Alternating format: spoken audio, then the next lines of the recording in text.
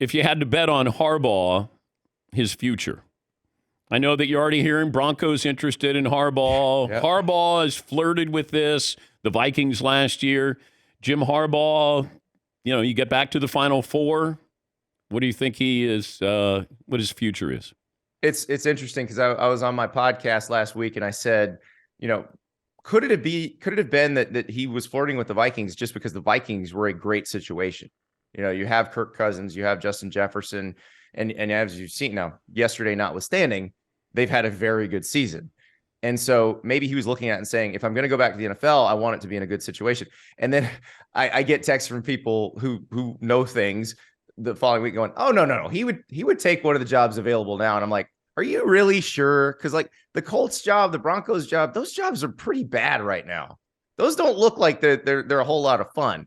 So if he really wants to go to the NFL and he'd take one of those jobs, I think you're better off staying at Michigan because what he's built at Michigan, being able to beat Ohio State 2 years in a row, go to the playoff 2 years in a row, the fact that they really seem to have solved how the transfer portal works, that they've made the transfer portal a net positive every year for them.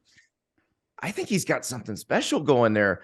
I think it'd be crazy to take a bad NFL job, but if he really wants to be back in the NFL and they're offering, I would get it, but I don't think he should leave. I think he's got potentially a national title season brewing in there somewhere at Michigan. Yeah, the thing I wondered about when I'm watching them is they do run the football. They didn't run the football very well against TCU. They lacked explosive players.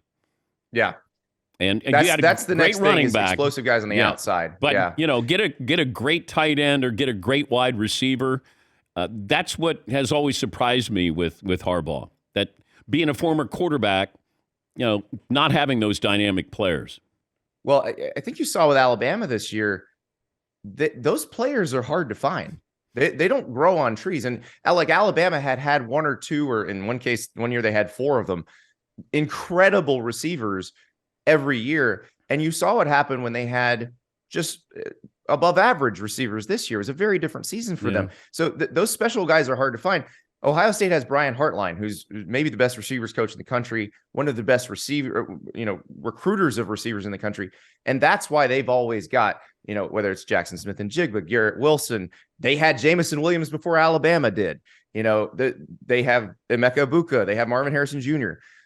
They're stockpiling them. Yeah. So it's hard to crack into that when there are only so many of those humans walking around.